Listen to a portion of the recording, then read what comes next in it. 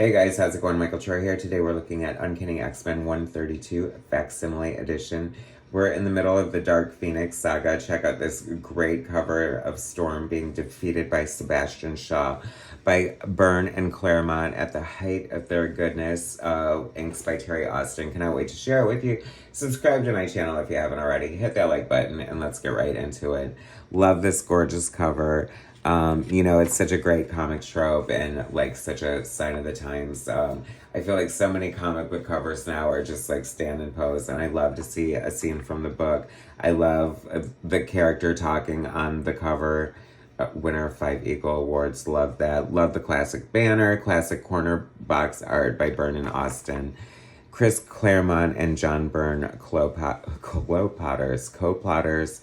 Claremont writer, Byrne penciler, Terry Austin inker, Tom Orzechowski letterer, Glynis Wein colorist, Jim Salicrup editor, and Jim Shooter editor-in-chief. Interesting, this is before Louise Jones came on as editor. But this is like the height of the X-Men, like amazingness here. Check out this gorgeous splash page. Love Angel so much. The way Byrne draws him is so great and classic. I love that he kisses Jean straight on the mouth, right in front of his new girlfriend, Candy, who's like, hey, don't make me jealous, whatever. Love the flashback of Kitty. This is hot on the heels of Kitty being introduced to the book, Dazzler, battling the Hellfire Club. And they're still battling the Hellfire Club. This is, Jason Wingard sinking his hooks into Jean Grey mastermind. Love the way Byrne draws the Phoenix effect. See, I often talk about comic tropes and things that make comics good, and when I include things like thought balloons and sound effects and things like that, and the rounded edge of a panel always meant it was like a flashback or a memory. And if you know as a comic reader, and it's always thrilling to sort of know that code or that language. This is so great to Jean telekinetically changing from her costume into a cute little bathing suit there. Modest two-piece, nothing too crazy. Or, if this were Jim Lee's X-Men, it would be straight to a thong right there. Do not take off my visor. I will blast your head off. Don't you know that by now? Don't worry, I'll telekinetically hold your eyes and your power in check. And this is when we knew. I like the nuggets, and this is the benefit of having somebody write a book for 17 years. They can slowly develop a story, and this is why Claremont said Phoenix Saga didn't ever translate well to the screen, because they took their time to tell the story in the comic book, as we're seeing that here. And you can't tell it as like a B plot in a 2-hour movie. Anyway,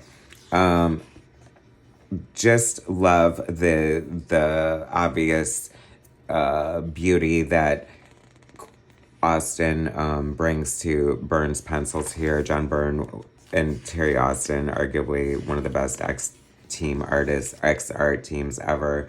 Vaunted, beloved for sure. And not even like super long. I mean, kind of long, right? I mean, but so many great things. Dark Phoenix Saga, Days of Future Past. I mean, Proteus, just, Alpha Flight. Love this shot. I love this. Jean looks gorgeous here. And then, the Black Queen, of course, is so cool. Always love seeing the way Byrne drew Storm in different costumes, or like civilian costumes, because she always looked regal and like had elements like gold that sort of mimicked her outfit or her costume at the same time. And does anyone draw a better Nightcrawler than John Byrne? You might argue Dave Cockrum, and he comes close, but I kind of preferred Byrne's Nightcrawler. Love the facsimile editions. I don't know why they're doing this particular run, but I'm so glad that they are. Keep it coming. Like, I wish they would have started, like, just do the whole Byrne run, please. Alpha Flight just debuted in or made a comeback in Jed McKay's X-Men. So can we get some of the Alpha Flight issues printed? I mean, I think they're coming with issue 140. So like I said, let's keep going till the end of Byrne's run and then go backwards or something. We need all of these. This is such a great page here. The sinister look of glee on Shaw's face as he's just like pummeling Storm. I mean, he would go on to do Storm dirty in so many ways at the hands of the White Queen on top of it. Just like some of the worst villains ever. Look at all the texture that Austin brings to the page in here. Like the pattern on the carpeting is different from the shine in the windows, and you know, he's busting out, he's using brushes and crow quills and, you know, dipping the ink and having to bust out French curves for these perfect lines, which were a huge pain in the ass for him to draw. So, you know, oh my gosh, a hostess ad. Who doesn't love a great superhero Marvel hostess ad? And this, the most iconic Wolverine shot ever. I have to say, like, if you had to pick one perfect image of Wolverine that said so many things about the character, like, if you had to say, like, one image to somebody of who Wolverine is, I think this sums it up completely perfectly right there. Captured amazingly by John Byrne.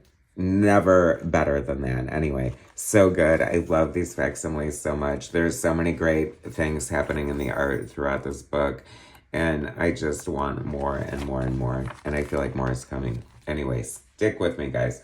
Subscribe to my channel if you haven't already. Hit that like button. Do not hesitate on these facsimile editions. Always pick them up. You won't regret it. Thanks for watching. Subscribe, and I will bring you more soon.